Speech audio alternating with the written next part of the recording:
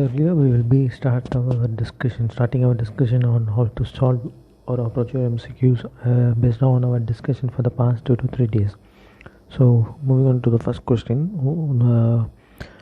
hypergastrinemia with hypochlorolemia is seen in or is associated with Zollinger-Ellison syndrome or VIPoma or pernicious anemia or glucogonoma. So,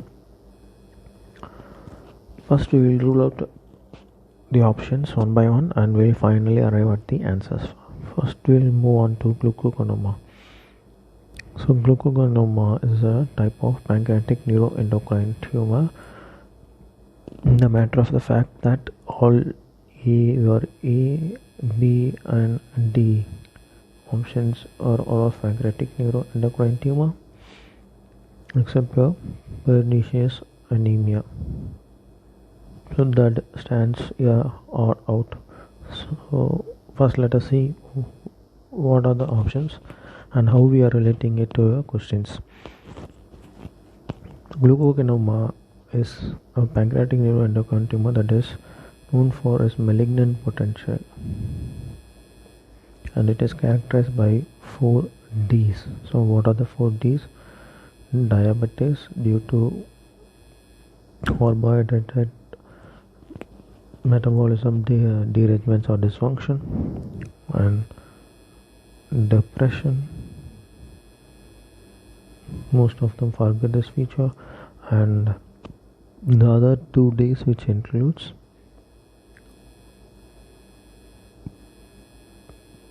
dermatitis,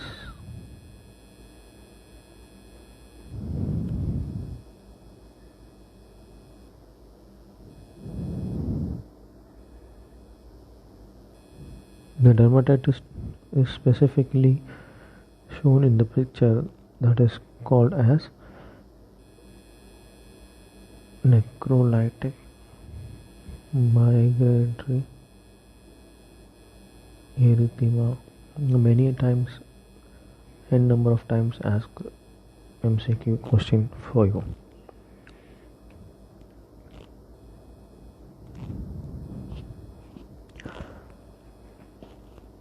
So glucogonoma is characterized by a malignancy. It has a malignant potential, and it is characterized by 4 Ds, which are diabetes, depression, dermatitis, and some cases also have a diarrhea. So moving on to the first option, Zollinger-Ellison syndrome. Zollinger-Ellison syndrome is also called as gastrinoma.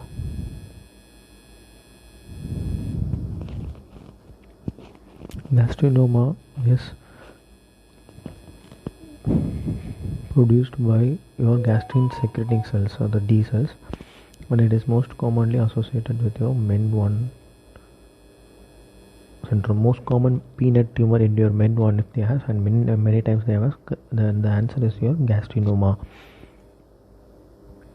So gastrinoma, most common location they tend to ask, and it is the Pazar-Rose triangle,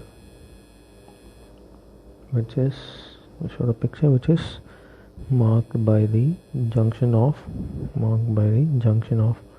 cystic duct, second and third part of the duodenum, and the junction of neck and body of pancreas. So this is the region responsible for gastrinoma. So what are the other features that is seen in gastrinoma is that there will be recurrent ulcers,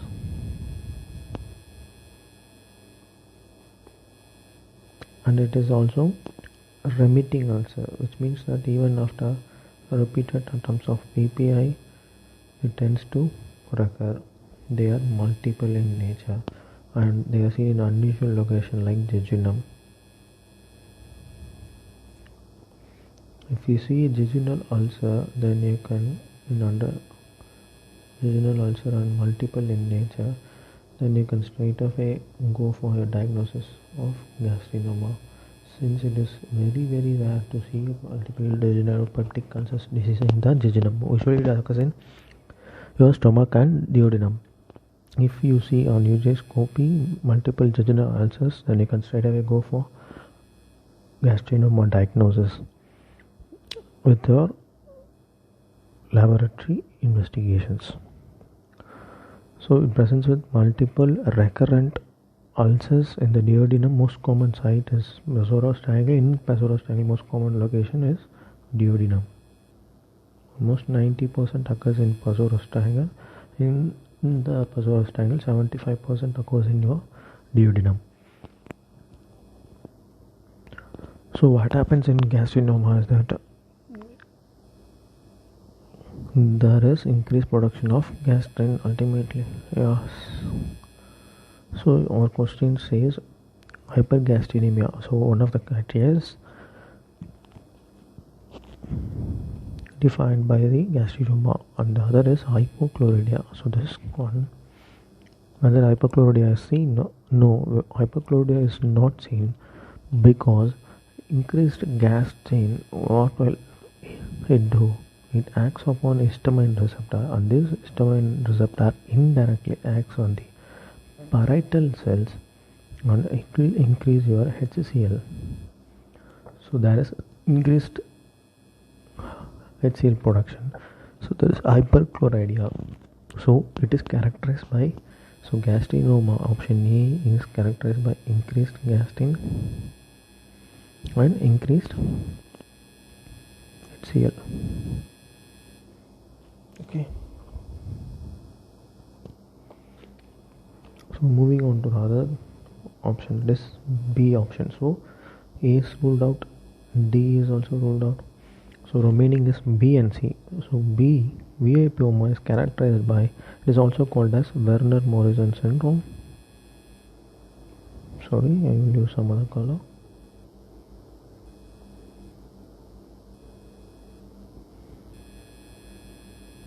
Werner-Morrison syndrome. It is characterized by VDHA, VADA syndrome. It is also called VADA. What does it stand for? VD stands for watery diarrhea. H stands for hypokalemia, decreased potassium, and A stands for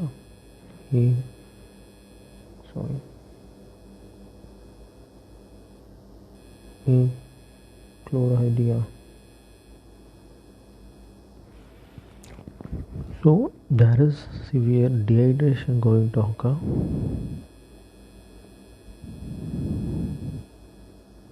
This is basically a VIP secreting tumor, vasointestinal peptide tumor.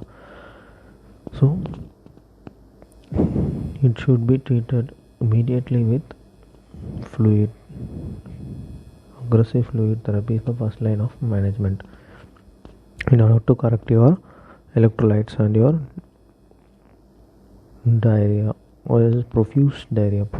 This water diarrhea is profuse to such an extent that almost 4 to 6 liters can also occur. 4 to 6 liters can also occur. And another differentiating point of the feature is that between gastrinoma, that is Zollinger-Ellison syndrome, and VIPoma is that if you insert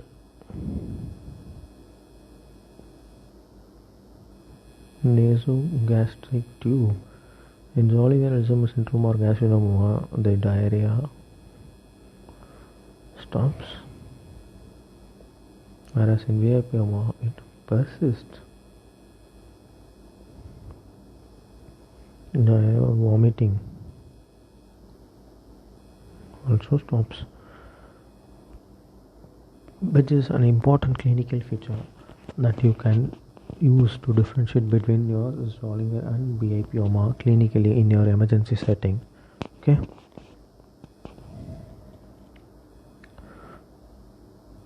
To that fact, coming to the laboratory diagnosis, we'll be discussing peanuts, pancreatic endocrine tumor as an entire topic. It is an elaborate topic, so I will be discussing only the important points.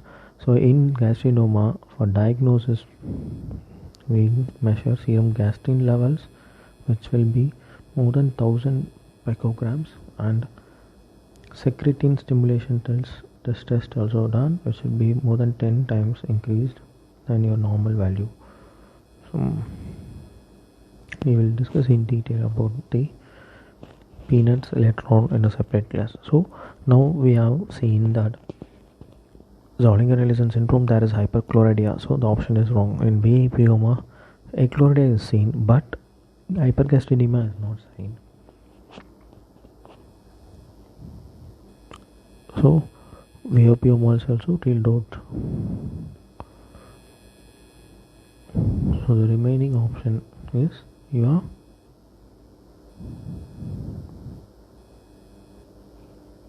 pernicious anemia, which has to be your answer.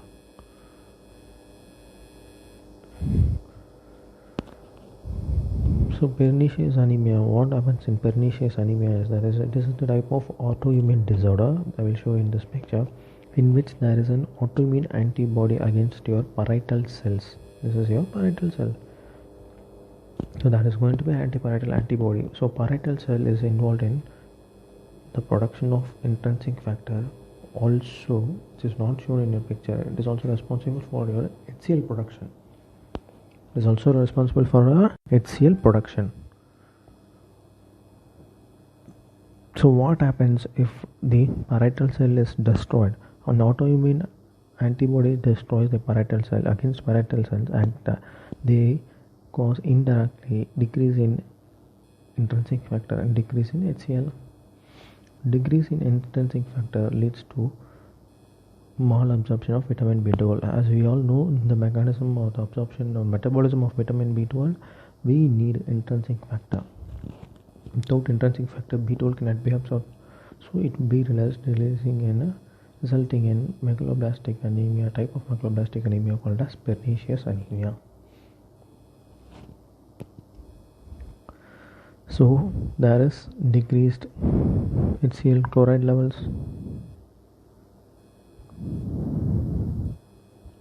So achlorhydria, one part of our question is satisfied the criteria, that is achlorhydria is seen in pernicious anemia.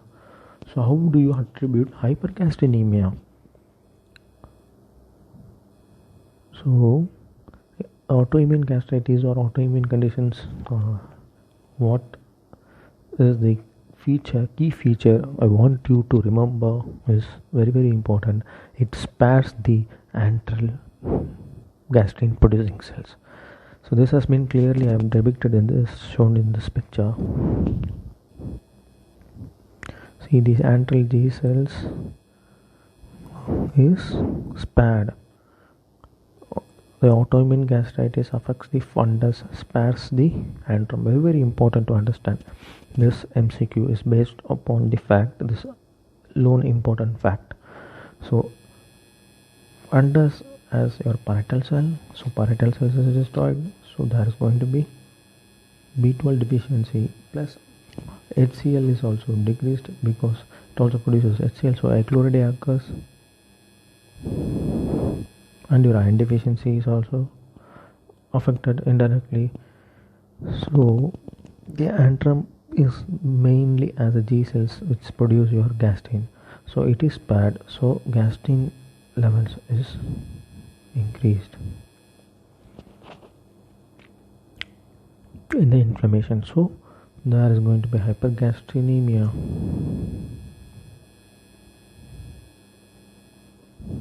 and achlorhydria.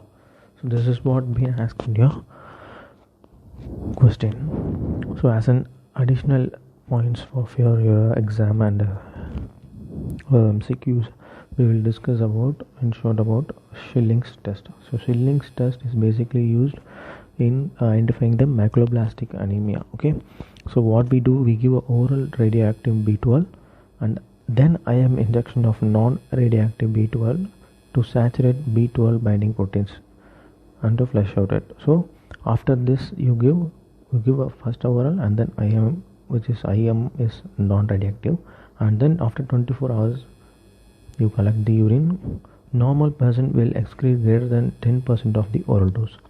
Okay, if it is less than that, then repeat the test with the addition of intrinsic factor. Important to note is that we add oral intrinsic factor. If now again after repeating also it is normal, then the diagnosis is pernicious anemia or gastrectomy. If still abnormal, the lesion must be in the terminal ileum most of the time, or bacterial overgrowth. So in order to differentiate that, we need some other ailments that we'll discuss in the next tabular column that is being posted there. So basically I want to understand that in what do you do in Schilling test, we give oral and IM B12. Oral is radioactive, B12 whereas IM is non-radioactive, remember that. So after 24 hours you collect the urine. In normal persons it will be more than the 10% of the oral dose. If it is less than 10%, again you give oral intrinsic factor. After the repeated dose of oral intrinsic factor, collect the urine sample, and if it is normal now, then you come to a diagnosis of pernicious anemia, because in pernicious anemia the autoantibody is against your parietal cell and the main defect is the intrinsic factor. So in addition of intrinsic factor, if it gets corrected, then it shows that there is a defect in the parietal cell or the intrinsic factor, so it should be pernicious anemia. Even after addition it is not coming to normal, then it shows that the pathology is in some other part, so such as your terminal ileum or some other disease is going, that is bacterial overgrowth syndrome is going on. In order to make it clear for you to understand, I will show you this tabular column. So see, in this first we take 4 diseases: pernicious anemia, chronic pancreatitis, bacterial overgrowth and ileal disease. So first you understand what is the pathology behind this disease. And pernicious anemia main defect is in intrinsic factor, that is autoantibodies produced against the parietal cell. So with intrinsic factor itself it becomes normal. Okay, finished. In chronic pancreatitis, what is that? In chronic pancreatitis there is exocrine insufficiency mainly, right? So after giving enzymes such as pancreatic enzymes,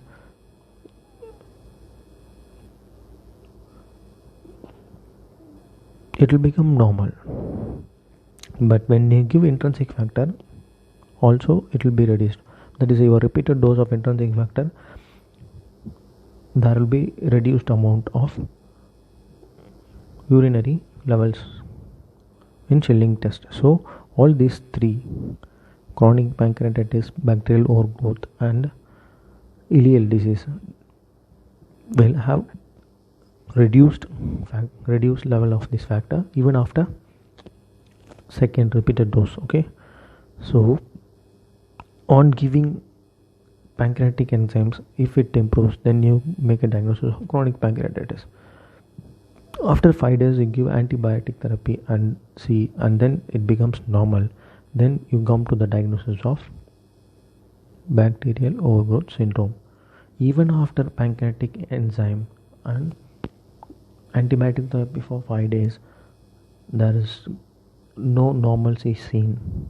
It is again showing reduced levels, then your diagnosis is in terminal ileal or the ileal disease. Pathology is in terminal ileum, maybe due to a number of causes. Okay, I think you understood the question and the discussion elaborately almost. So there are so many MCQ points in this discussion, more than 10 to 20 MCQs already that has been asked. So I want to take this question in